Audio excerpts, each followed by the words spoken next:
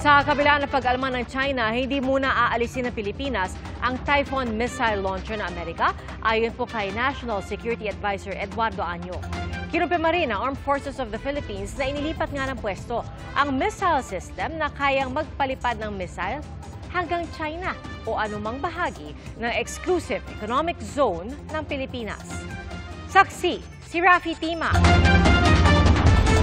Mas malaki ba ng China Coast Guard Vessel 3103, tagumpay ang BRP Cabra ng Philippine Coast Guard na mapigilan ng barko ng China na makalapit sa coastline ng Zambales. Ayon sa PCG, 80 to 90 nautical miles ang layo ng CCG 3103 sa coastline. Oras-oras din daw ang radio challenge ng BRP Cabra sa barko ng China. Patuloy na gagawin natin yan. Hindi natin papayagan na magbago sila ng norm. Sinabi ito ni National Security Advisor Eduardo Año sa paglulunsad ng The Stories of Teacher June na comic book tungkol sa West Philippine Sea. Proyekto ito ng National Task Force West Philippine Sea at pinangunahan ng Philippine Coast Guard West Philippine Sea Transparency Office. Mas maganda, bata pa lang, naiintindihan na ng mga kababayan natin kung ano ang West Philippine Sea. Para sa ganon, matuto ang lahat na ipaglaban natin ito. Sabi rin ni Año, mananatili muna sa Pilipinas ang Typhoon Medium Range Capability Missile Launcher ng Amerika.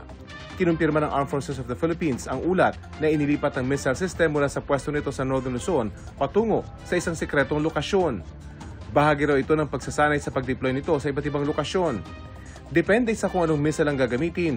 Kaya nito magpatama sa target sa anumang bahagi ng Exclusive Economic Zone ng Pilipinas, gayon din sa ilang bahagi ng Southern China. Ayon sa AFP, walang karapatan ng China na pumuna sa pagpayag ng Pilipinas na manatili ang Typhoon missile launcher, lalo't nauna nang nag-deploy ng missile ships ang China sa rehiyon. The presence of their ships who are also missile capable are also highly dangerous, no? And they also have those mga islands artificial islands in the South China Sea altogether, no, na meron din mga militarized na and missile capable din. It is our inherent right to build our capabilities accordingly. And how we do that is we modernize, we strengthen our alliances.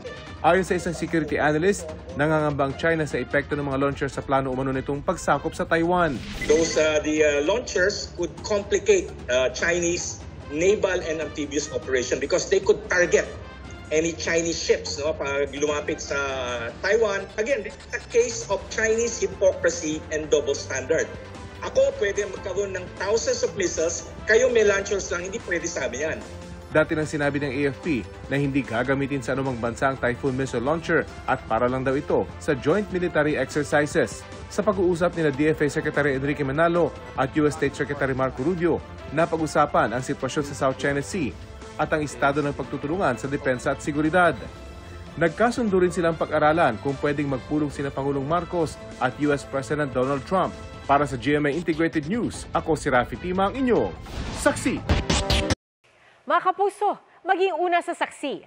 Mag-subscribe sa GMA Integrated News sa YouTube para sa iba't ibang balita.